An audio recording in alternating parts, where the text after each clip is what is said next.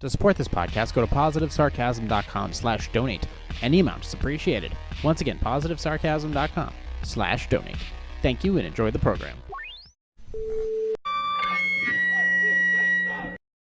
Jay here, positivesarcasm.com, recorded here from the Spare Parts Studio along New Hampshire's beautiful seacoast. Like, subscribe, share, donate. Positivesarcasm.com/donate. Any amounts appreciated. Sorry, recovering from a concert I went to on Sunday night. Woo woo, Electric Callboy back in Boston. It was the last show that they did for their tour this year. Pretty pumped. I'm glad I got to see him again. I was even closer than I was last time. Great show. Had a lot of fun. Just an awesome time altogether. Really in a good mood. Tired as hell, though. If you have any questions, concerns, comments, hit me up at my website, positivesarcasm.com. Use the contact section. You can always email me directly, positivesarcasm@outlook.com. Instagram at @positive_sarcasm. Positivesarcasm.com/donate. Check out Weeble, Moo for stock trading apps. Check out all the affiliate links in the description down below. Some of them aren't affiliates, but it's just places I recommend. But go ahead and hit me up for anything that you have questions about, including Q&A. We mostly get them from dig.com, but if you have questions, concerns, or something like that, we can go ahead and air them out right here, right now. So I don't want to waste any time. I got a busy schedule. I want to get right into this week's Q&A, courtesy of dig.com, and get right back into it because I'm releasing this a day late. So I want to start off by just getting after it with the questions. So off we go. Mostly, just to let you know, sometimes we do an intro to this podcast talking about certain topics of financial well-being, mental health well-being, physical well-being, financial, I just stated, aesthetic well-being, as we did last week with Damien Broderick. But this week, we're going to go right to the Q&A. We're going to get to the source of this new format of this podcast. So let's just get right after it. I'm loving this new desk. It's so much better. I am dealing with a bizarre situation at work and could use some advice on how to proceed. My coworker, Charlie, has come to Candy Mountain, Charlie, has several concerning habits involving the lighter and several utility knives he carries around on a daily basis. When we're in team meetings or things are slow in the lab, Charlie will do a few things. He'll do a few things. Pull out his piece of leather and hone his knives, loudly and repeatedly flick his lighter on, and flip the lid over the flame and put it out. Shred pieces of paper with one of his knives, leaving a huge mess he rarely picks up. Or use one of his knives to stab and or whittle at whatever chair, wall, or table is nearest. He does this in plain view of anyone who's around. Seems very approachable. I'm a relative newcomer to the team. Almost everyone else has worked with Charlie for years and seems accustomed to what they refer to as his quirks. I've been on this team for 3 months, but at the company for almost 3 years. My team spends a great deal of time doing work in a shared lab space. There are tables, chairs, computers in the lab everyone has to use. The few times I've been working with Charlie, he'll whip out his knives and violently stab the arms of the chair while he's sitting in. One time I asked him what he was doing, and he laughed and said the chair had a pimple he was fixing. I asked several of my teammates about Charlie and his strange behavior, and every single one has brushed off and said something along the lines of, "That's just Charlie." Other than his scary habits, he seems to care deeply about his work and is cheerful and friendly with everyone. More than once, he's been recognized by management for outstanding work, and generally people seem to like him. I know there are some... Let me get this up on the main screen, sorry. I know that there are some problems with my team. I should resize that, because now that I'm sitting in an upright and locked position. Let me go ahead and... There we go. I know there are some problems with my team. A former teammate, John, was reassigned due to anger issues, and several of my do you work in a prison? Have said very mean and inappropriate things about the person who reported to John for yelling and throwing chairs. Stabbing chairs is one thing. Throwing them is completely different. I'm strongly considering talking to HR about my boss, but Charlie is inexplicably well-liked. I'm afraid of retaliation from my team. What else can I do here? Honestly, I would leave it alone. Look, Charlie is got quirks, and it's clear to me that this seems like a kind of a high-stress environment, if you catch my drift. And if Charlie's actually not harming anyone, he just gets bored and just likes to start stabbing things, then I would just leave it alone. Seriously, I would just leave it alone. What else if he's nice, well, here's the thing. Everybody likes him.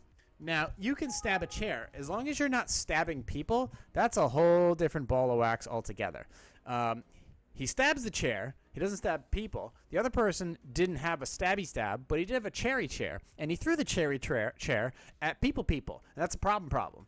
So, if Charlie's just bored and he likes stabbing stuff and not people, you know what?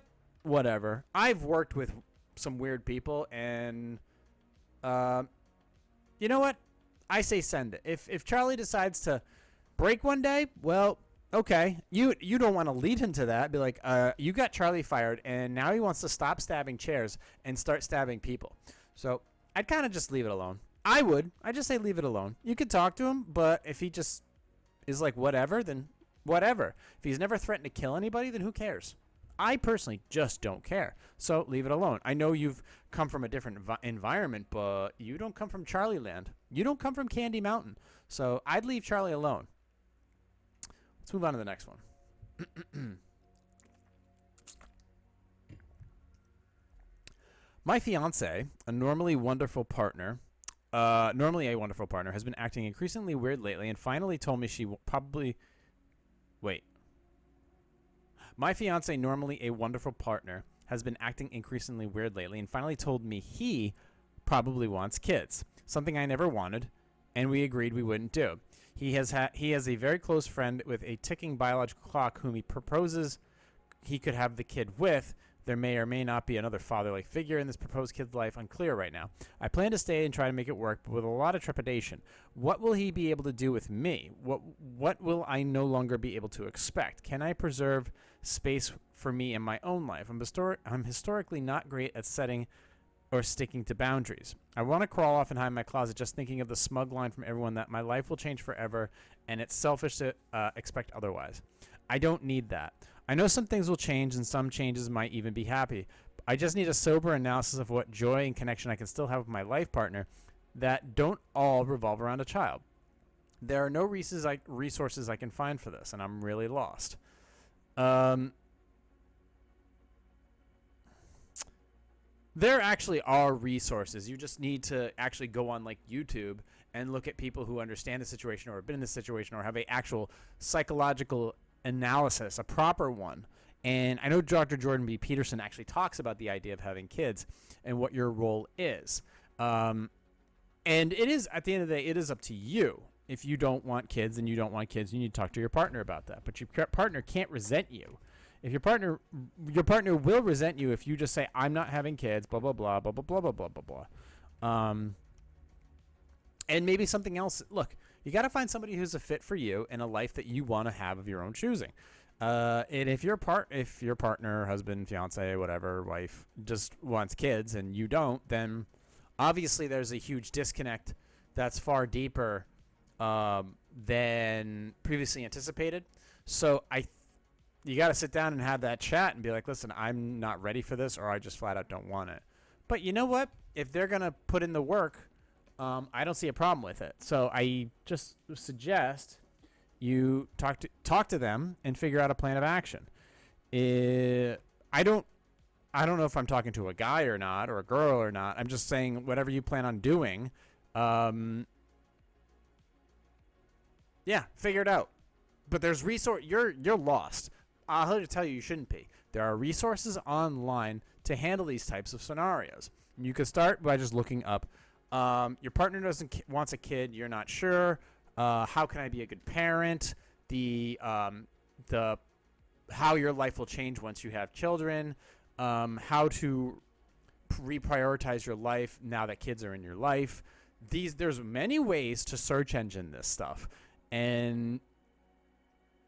or you could talk to your parents. You can talk to other people who have children and just see where the pluses and minuses are, what you're going to have to do. And obviously thinking beyond yourself is one of those aspects, because you have to truly love this creature, this being, this life force, this heartbeat. And it's going to take effort, just like anything else. Only there's some liability attached to it. But you have to. You really do have to. But there is resources available for you to tackle this scenario. You're not going to be perfect, and that's totally fine. But your partner wants kids. So you got two options. Say, no, you don't want it, and they'll probably resent you for it. Or two, make a commitment to it to say, maybe I'll give it a shot. How do you want to do this? And go from there. But don't think for a second that this person having children with somebody else and having him parent with them is a good idea. If he has children, you guys are married, if you guys are together and there's a child, you're involved. So I suggest you stay involved. You never know. You might actually grow to like the little shit. That's all I can give you on that one. Move on to the next one.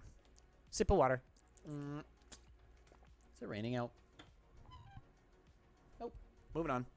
In the middle of last year, I was promoted to manager of a small team. Congratulations. At one time, it was just me and one other person, Fred.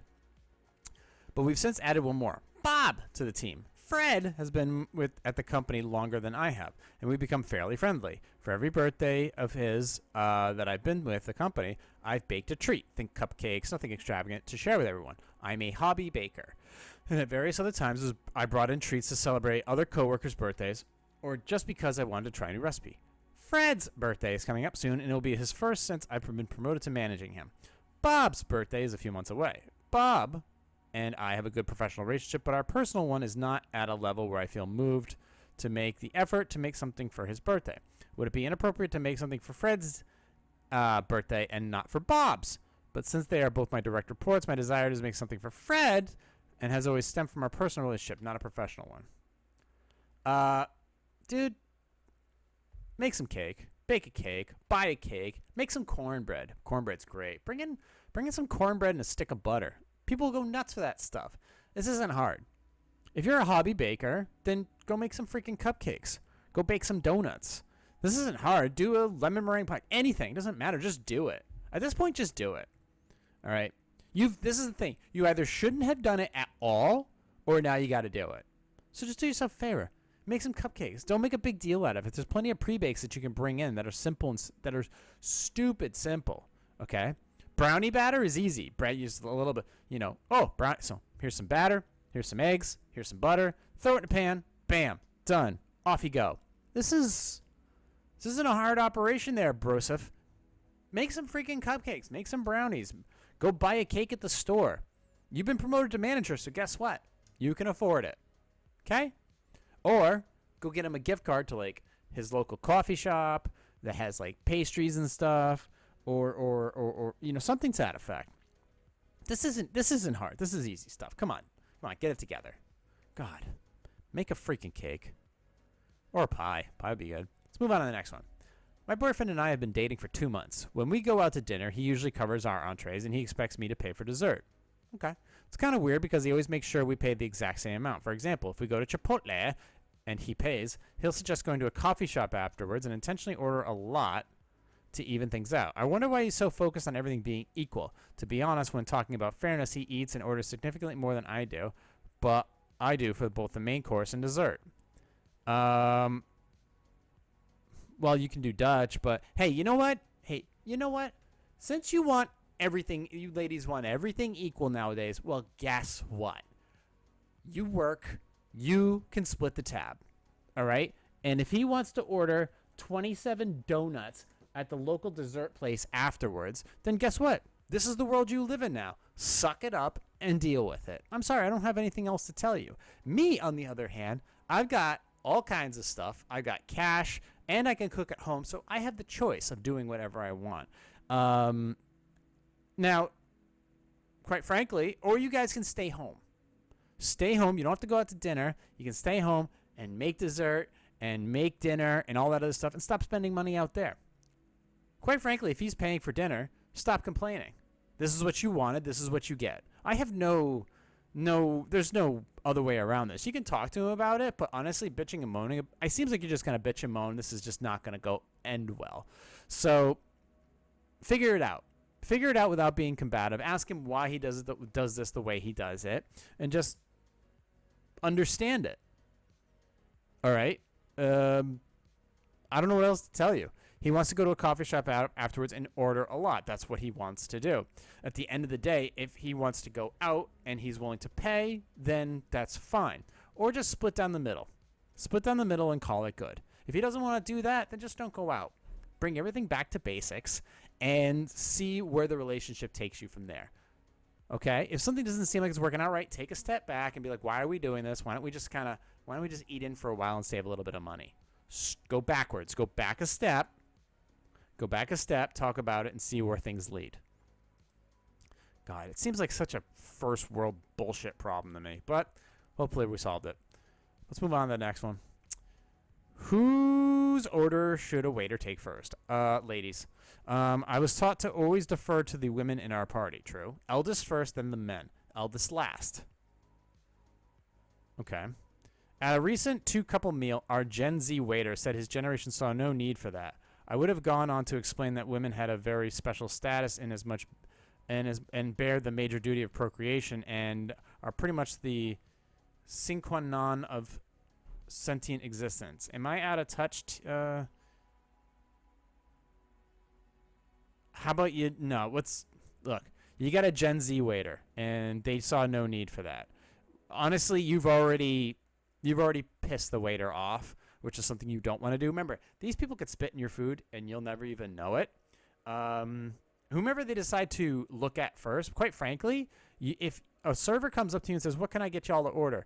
And if they look at you first, but the other person is supposed to order, you say to the other person, "You go first. If you're ready, go first. You take it upon yourself. Don't leave it up to the server. Don't leave it up to the server to make the decision. You say, "Honey, go ahead." If the server pipes up and says, "Why does she have to go first?" and just makes a cultural statement about it, you just say, "Can I get another server, please?" This is none of your fucking business at the end of the day. Or just go somewhere else. Just quietly get up and leave. You don't have to make a big deal out of it. It's like, if this is going to be your server and your server is going to make a big deal out of this shit, then basically just be like, just be like, "Honey, let's get out of here." And then let's just go ahead and then just go bounce. Quietly. Very quietly. Don't make a scene about it. Okay? At the end of the day, the restaurant experience is for you. But honestly, you shouldn't have talked to the waiter like that. You should just be like, if there's a woman at the table, and you go, "Are you all ready to order?" "Yeah." Okay. And then he looks at you and says, "What can I get for you?" And the lady's across from you or next to you, and you just go, "What do you want, honey?" You go ahead and order first. And that's how you do it. You lead by example. If the server goes, "I asked him," then it's like, okay, well, that's not a server. That's not being polite. That's just dicky. This is an easy one to solve. You just defer to the lady. Be like, "Go ahead, hon. You order first." And then, but if she's not ready, then you go. Okay? Solve the problem at your own table. Don't defer to the server to make those decisions for you. Let's move on to the next one. Am I even recording? Jesus Christ. What is this thing about dogs? I see women on dating sites saying, "You must love my dog," and I find it really annoying. I know some women adore their dogs, but demanding that a man should love your dog if he really cares about you is insane. What's the matter with these women? I think they're emotionally unbalanced. Embrace. Hold on. Okay. You're an idiot. Okay. Yes, you should love dogs. That is her baby. Okay. That is her baby. If she doesn't have a baby, then that's her baby. And you need to respect that heartbeat, because that is the thing that brightens their day. That is the heartbeat that brightens their day. That is with them a lot. That they go for walks and stuff like that, and they care about it. And you should learn to care about it too, because dogs are special creatures. And be honest with you, mine is a very, very special creature who is with me basically every single day.